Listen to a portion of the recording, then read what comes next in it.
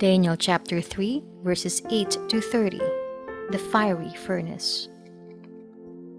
Therefore, at that certain time, Chaldeans came forward and maliciously accused the Jews. They declared to King Nebuchadnezzar, O king, live forever. You, O king, have made a decree that every man who hears the sound of the horn, pipe, lyre, trigon, harp, bagpipe, and every kind of music shall fall down and worship the golden image, and whoever does not fall down and worship shall be cast into a burning fiery furnace. There are certain Jews whom you have appointed over the affairs of the province of Babylon, Shadrach, Meshach, and Abednego. These men, O king, pay no attention to you. They do not serve your gods or worship the golden image that you have set up. Then Nebuchadnezzar, in furious rage, commanded that Shadrach, Meshach, and Abednego be brought. So they brought these men before the king. Nebuchadnezzar answered and said to them, Is it true, O Shadrach, Meshach, and Abednego, that you do not serve my gods or worship the golden image that I have set up? Now, if you are ready, you hear the sound of the horn, pipe, lyre, trigon, harp, bagpipe, and every kind of music, to fall down and worship the image that I have made, well and good. But if you do not worship, you shall immediately be cast into a burning fiery furnace. And who is the God who will deliver you out of my hands?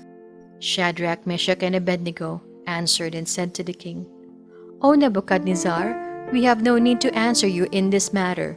If this be so, our God, whom we serve, is able to deliver us from the burning fiery furnace, and he will deliver us out of your hand, O king.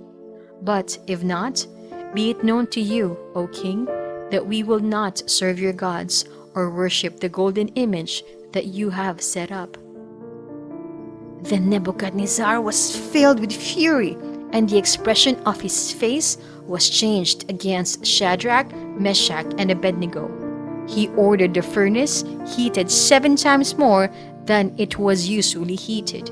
And he ordered some of the mighty men of his army to bind Shadrach, Meshach, and Abednego, and to cast them into the burning fiery furnace.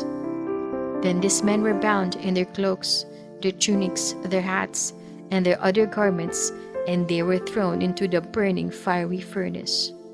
Because the king's order was urgent, and the furnace overheated, the flame of the fire killed those men who took up Shadrach, Meshach, and Abednego. And these 3 men, Shadrach, Meshach, and Abednego, fell bound into the burning fiery furnace. Then King Nebuchadnezzar was astonished and rose up in haste. He declared to his counselors, Did we not cast 3 men bound into the fire? They answered and said to the king, True, O king. He answered and said, But I see 4 men, unbound, walking in the midst of the fire, and they are not hurt.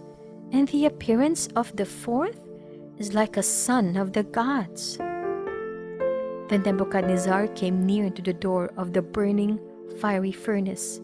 He declared, Shadrach, Meshach, and Abednego, servants of the Most High God, come out and come here. Then Shadrach, Meshach, and Abednego came out from the fire.